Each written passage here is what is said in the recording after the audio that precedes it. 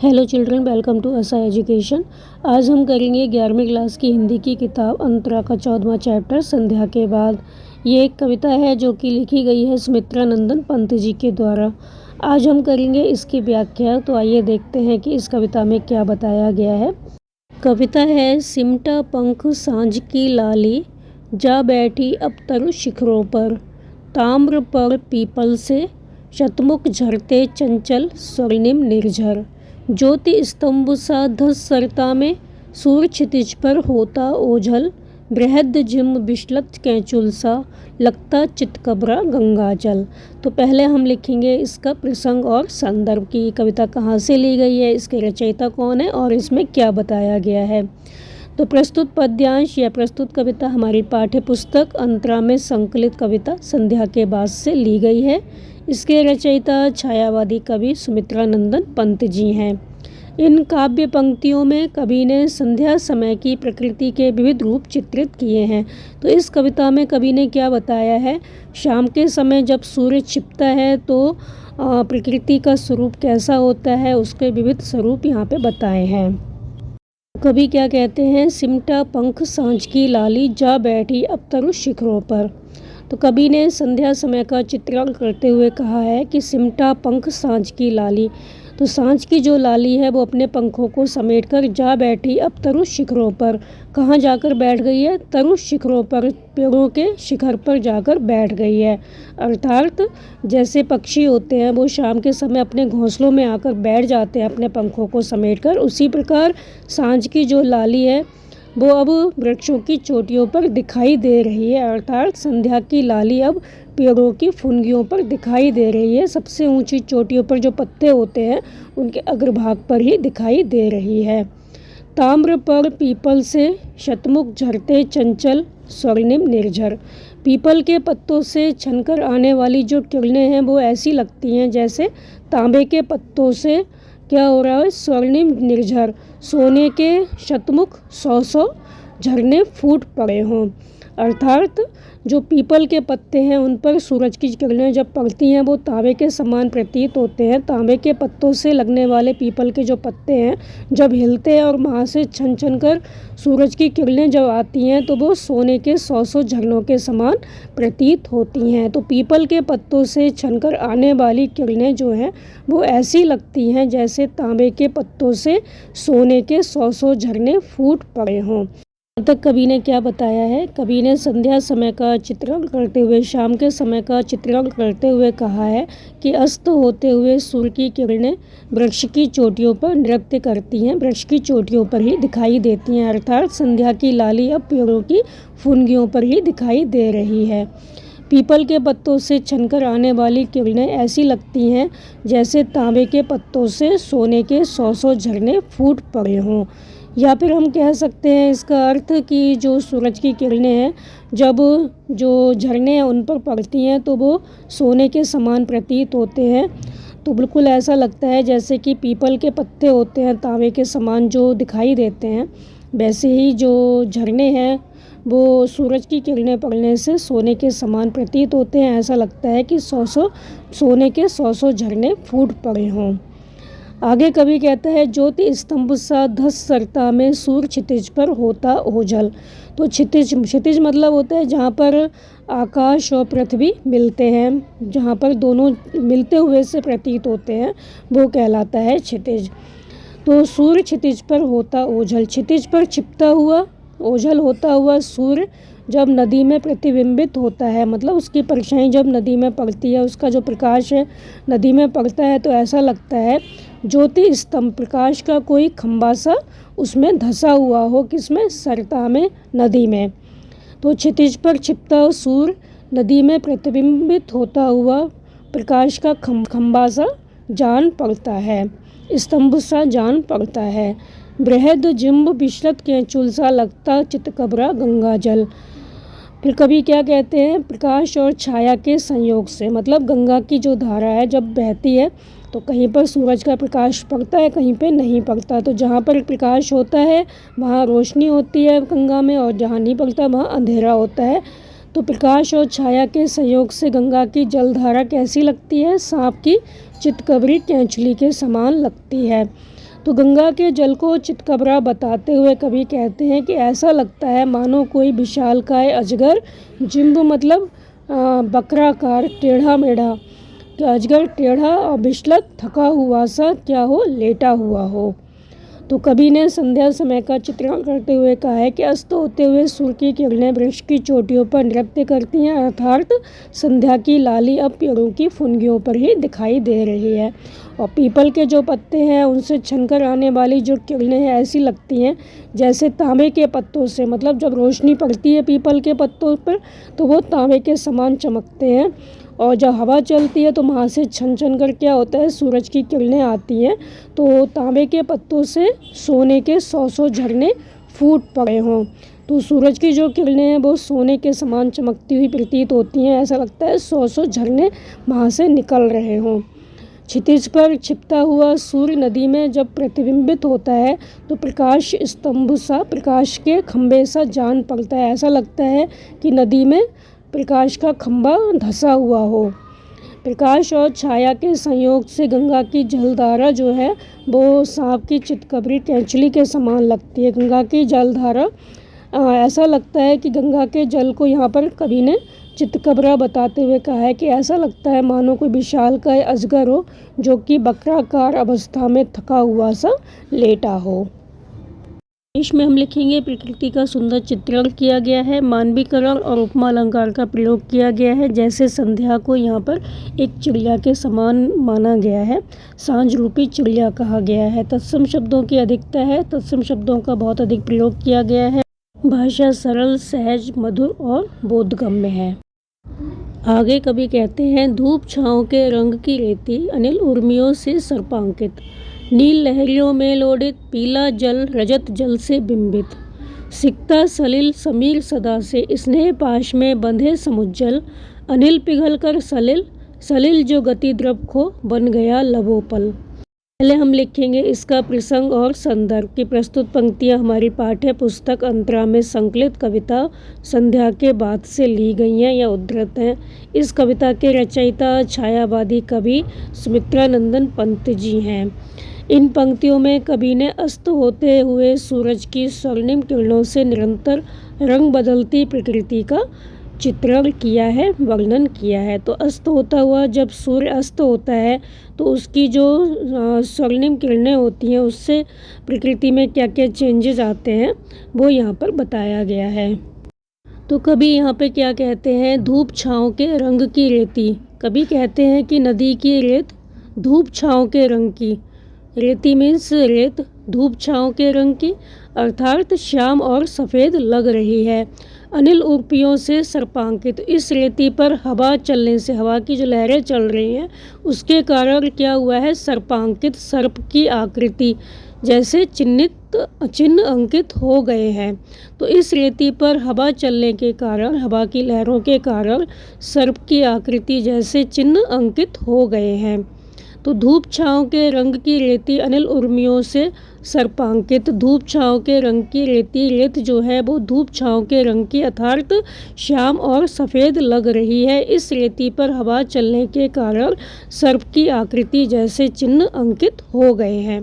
तो कहीं पर धूप है, कहीं पे छाँव है, तो ऐसा लग रहा है जैसे कि सर्प की आकृति हो। नील लहरियों में लोड़ित पीला जल रजत जलद से बिंबित, नील लहरियों में लोढ़ित, तो नदी के जल में क्या है, नदी के नीले जल में छोटी छोटी क्या हो रही है, लहरें उठ रही हैं। तो ऐसा लग रहा है जैसे कि उन लहरों से नदी का जल लोढ़ित मीन्स मथा जा रहा हो। पीला जल रजत जलद से बिंबित, जो पीला जल है मतलब आकाश में सूरज है, सूरज की जब किरणें पड़ती हैं जल पर तो वो पीले रंग का सोने के समान चमकता है। लेकिन अब आकाश में क्या है, बादल भी छा गए हैं, तो ऊपर आकाश में स्थित सफ़ेद बादलों की छाया के कारण नदी का जल अब सोने के समान नहीं दिखाई दे रहा, सोने जैसे रंग का नहीं दिखाई दे रहा, उसमें कुछ क्या है, सफ़ेद रंग मिल गया है।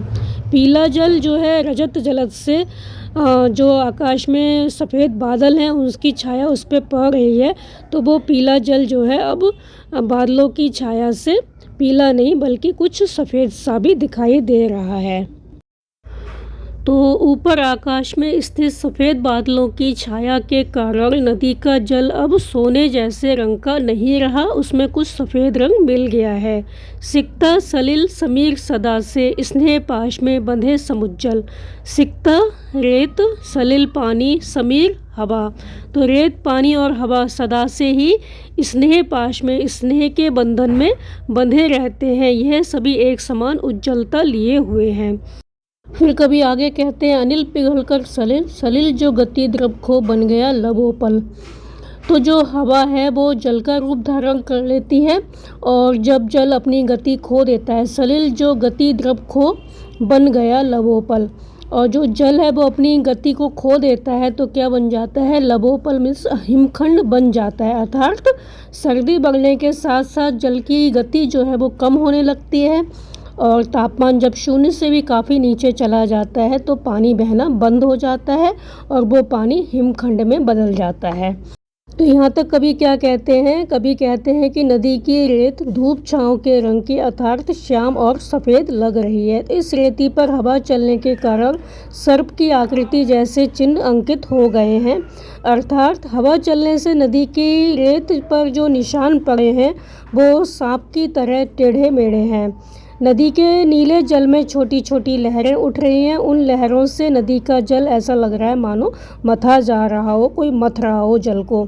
ऊपर आकाश में स्थित सफ़ेद बादलों की छाया के कारण नदी का जल अब सोने जैसे रंग का नहीं रहा, उसमें कुछ सफ़ेद रंग मिल गया है।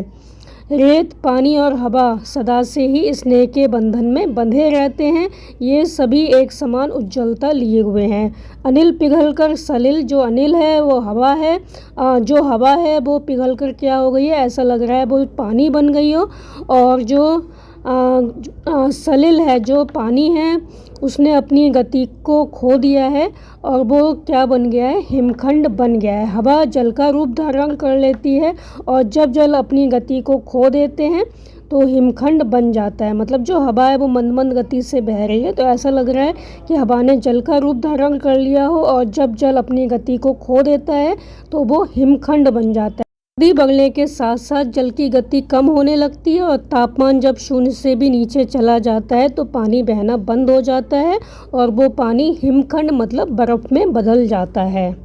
विशेष में हम क्या लिखेंगे, इसकी साहित्यिक विशेषताएं क्या है। अस्त होते सूर्य के कारण लगातार परिवर्तित होती प्रकृति के रंगों का यहाँ वर्णन किया गया है। तत्सम शब्दों का अधिक प्रयोग किया गया है जैसे अनिल, उर्मियों, रजत, जलद, सिकता, सलिल, समीर, स्नेह, द्रव आदि। सिकता, सलिल, समीर सदासे में क्या है, अनुप्रास है। अनुप्रास अलंकार का प्रयोग किया गया है। उपमा और उत्प्रेक्षा अलंकार का भी यहाँ पे प्रयोग किया गया है। भाषा सरल है, सुबोध है एवं प्रभामयी है। आगे कभी कहते हैं शंख घंट बजते मंदिर में, लहरों में होता लय कंपन, दीप शिखा सा जलित कलश नभ में उठकर करता निराजन। तट पर बगलों सी वृद्धाएं विधवाएं जप ध्यान में मग्न, मंथर धारा में बहता जिनका अदृश्य गति अंतरोधन। तो पहले हम लिखेंगे इसका प्रसंग और संदर्भ। की प्रस्तुत पंक्तियाँ हमारी पाठ्य पुस्तक, आपकी पुस्तक का नाम क्या है, अंतरा। अंतरा में संकलित सुमित्रा नंदन पंत जी के द्वारा रचित संध्या के बाद नामक कविता से ली गई हैं। इन पंक्तियों में कवि ने संध्या के समय, शाम के समय में होने वाले भक्ति गीतों की प्रतिध्वनि से गुंजित वातावरण का वर्णन किया है। तो इन पंक्तियों में कवि ने बताया है कि शाम जब होती है तो किस तरह से मंदिरों में घंटे बजने लगते हैं और किस तरह से जो वृद्धाएं हैं, विधवाएं हैं, वो जप ध्यान में मग्न हो जाती हैं। अब हम देखते हैं कि इसका अर्थ क्या होगा। तो कभी क्या कहते हैं, शंख घंट बजते मंदिर में। तो कभी पंत जी कहते हैं कि संध्या के समय क्या होता है, मंदिरों में घंटे बजने लगते हैं, शंख बजने लगते हैं, मंदिरों में आरती होने की तैयारी शुरू हो जाती है। लहरों में होता लय कंपन, तो वहाँ घंटे और जो शंख बजते हैं इससे नदी की लहरों में कंपन होने लगता है। दीप शिखा सा जलित कलश नभ में उठकर करता निराजन। तो मंदिर का जो कलश है वो सूर्य की लालिमा के प्रभाव से क्या होता है, दीपक की लौ की भांति आकाश में ऊपर उठकर आरती करता सा जान पड़ता है। ऐसा लगता है जो कलश है वो दीप शिखा बन गया, और दीपक की लौ की भांति वो प्रतीत होता है, और ऐसा लगता है आकाश में ऊपर उठकर निराजन मतलब परमात्मा की भक्ति कर रहा हो, परमात्मा की आरती कर रहा हो। तो मंदिर का कलश भी सूर्य की लालिमा के प्रभाव से दीपक की लौ की भांति, दीप शिखा मतलब दीपक, शिखा मीन्स लौ, दीपक की लौ की भांति जलता हुआ जो कलश है वो ऐसा लगता है, जो कलश है वो सूर्य की लालिमा से जलता हुआ प्रतीत होता है दीप शिखा की भांति, और आकाश में ऊपर उठकर आरती करता हुआ सा, परमात्मा का नाम लेता हुआ सा जान पड़ता है। तट पर बगलों सी वृद्धाएं विधवाएं जब ध्यान में मग्न, और नदी के किनारे मतलब तट पर नदी के किनारे जो वृद्धाएं हैं, बूढ़ी स्त्रियां हैं, विधवाएं हैं, वो स्त्रियां कैसी लगती हैं? बगलों के समान प्रतीत होती हैं। तो वो क्या कर रही हैं? जब ध्यान में मग्न, वो जप और तप में मग्न रहती हैं। मंथर धारा में बहता जिनका अदृश्य गति अंतरोदन, तो उनके दिल में क्या है? दुख है, उनका हृदय जो है रोदन रोता है, उनके मन की पीड़ा नदी की धीमी धारा के जो धीमी धारा है उसमें बह जाती है। जिनका अदृश्य गति अंतरोदन मंथर धारा में बहता, तो उनके दिल में दुख तो है, उनका हृदय रोता रहता है, उनके मन की जो तकलीफ़ है, दुख दर्द है, वो नदी की जो धीमी धीमी धारा है उसमें बह जाता है। मतलब कहने का अर्थ है उनके हृदय का जो दुख है वो बाहर से नहीं दिखाई देता, लेकिन वो अंदर से काफ़ी दुखी हैं।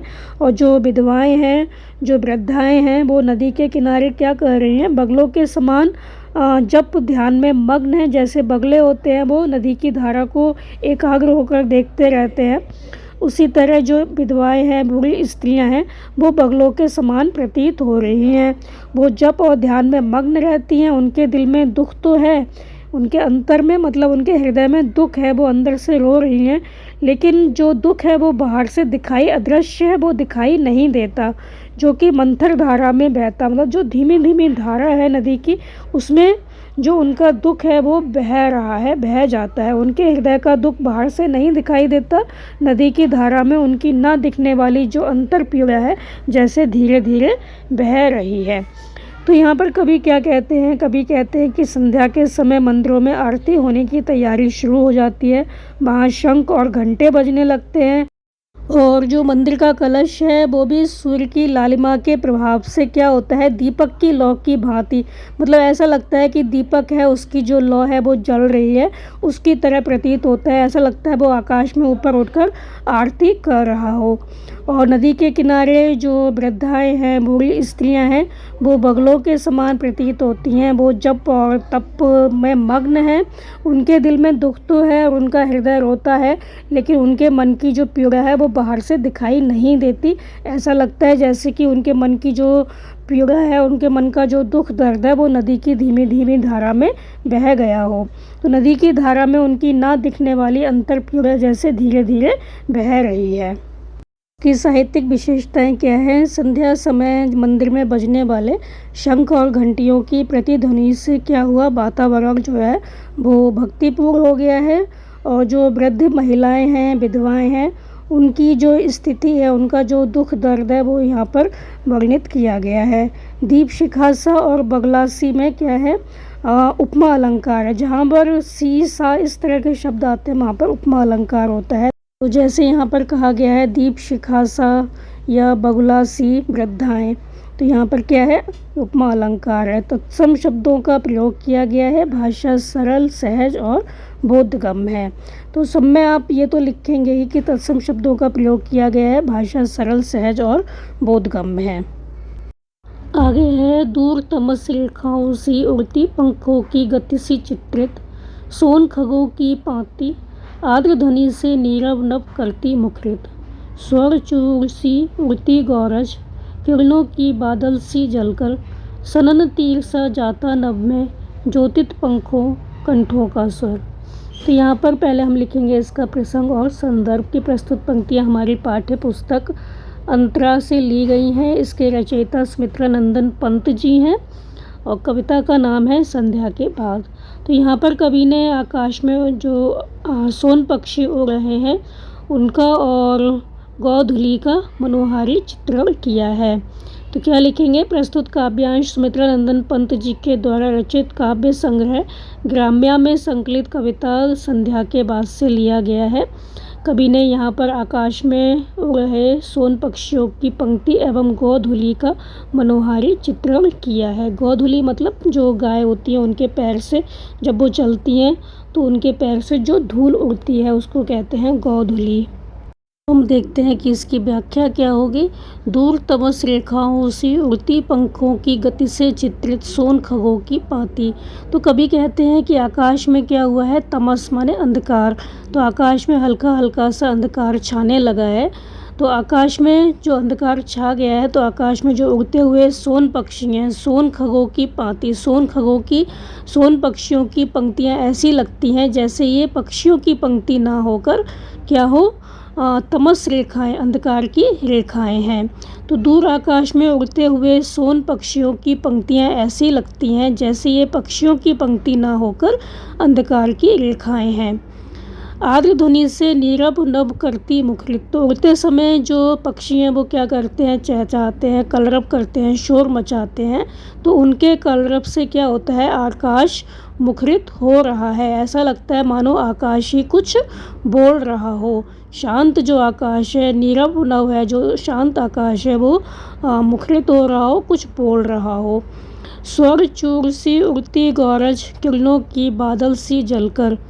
और जो शाम के समय जो ग्वाले होते हैं अपनी गायों को चरा कर लाते हैं तो उनके जब वो घर लौट रहे होते हैं तो जो गाय होती हैं उनके खुरों से उड़ने वाली सुनहरे रंग की जो गौरज होती है, गौ की धूल होती है, धूल जो होती है पैरों से निकलने वाली जो धूल होती है गायों के, वो स्वर चूर सी मतलब सोने के चूरे सी दिखाई देती है, सोने के चूर की तरह लग रही है।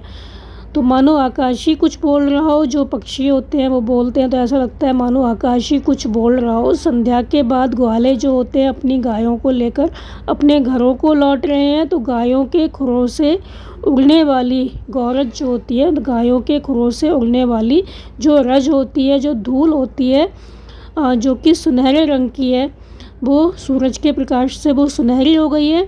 तो वो ऐसा लगता है जैसे कि सोने का चूर हो, स्वर चूर हो। ये कवि कहते हैं किरणों की बादल सी जलकर सनन तीर सा जाता नभ में ज्योतित पंखों कंठों का स्वर। तो ऐसा लगता है जैसे आकाश में धूल के सुनहरे बादल छा गए हों। तो जो धूल होती है उस पर सूरज की जो किरणें हैं, शाम की जो लाली है जब पड़ती है, अंधकार जब धीमे धीमे होने लगता है तो सूरज जब डूबता है तो उसकी जो धूल होती है, गायों के खुरों से निकलने वाली जो धूल होती है उस पर जब सूरज की रोशनी पड़ती है तो ऐसा प्रतीत होता है जैसे कि धूल के सुनहरे बादल छा गए हों। सनन तीर सा जाता नभ में ज्योतित पंखों कंठों का स्वर। तो सोन पक्षियों के पंखों की ध्वनि और कंठों का स्वर ऐसा लगता है जैसे कि आकाश में सनसनाता हुआ तीर जा रहा हो। तो यहाँ पर कवि कहते हैं कि आकाश में हल्का हल्का सा अंधेरा छाने लगा है। आकाश में उड़ते हुए पक्षी जो हैं, सोन पक्षी, उनकी पंक्तियाँ ऐसी लगती हैं जैसे ये पक्षियों की पंक्तियाँ नहीं हैं बल्कि अंधकार की रेखाएं हैं। और उड़ते समय वे कलरव कर रहे हैं, शोर मचा रहे हैं। तो उनके कलरव से क्या होता है? आकाश मुखरित हो रहा है। ऐसा लगता है मानो आकाश ही कुछ बोल रहा हो। संध्या के बाद ग्वाले अपनी गायों को लेकर अपने घरों को लौट रहे हैं तो गायों के खुरों से उड़ने वाली सुनहरे रंग की धूल जो है वो स्वर चूर की तरह लग रही है। उस धूल के आकाश में छाने से ऐसा लगता है जैसे आकाश में धूल के सुनहरे बादल छा गए हों। सोन पक्षियों के पंखों की ध्वनि और कंठों का स्वर ऐसा लगता है जैसे आकाश में सनसनाता हुआ तीर जा रहा हो। देखते हैं कि इसकी साहित्यिक विशेषताएं क्या हैं। विशेष में हम लिखेंगे संध्याकालीन ग्रामीण परिवेश का चित्रांकन किया गया है। उपमा अलंकार यहाँ पर दर्शनीय है। उपमा अलंकार का प्रयोग किया गया है। तत्सम शब्दों का प्रयोग किया गया है। भाषा सरल, सहज और प्रभावशाली है। तो यहाँ तक हमने आपको करवा दिए 4 खंड। इससे आगे के हम करवाएंगे आपको अगली वीडियो में। तो आपको उम्मीद है समझ में आए होंगे, तो आप इनको अच्छे से समझ कर याद कर लीजिए और हमारे चैनल असा एजुकेशन को लाइक कीजिए, सब्सक्राइब कीजिए और शेयर करना बिल्कुल मत भूला करिए। Thank you.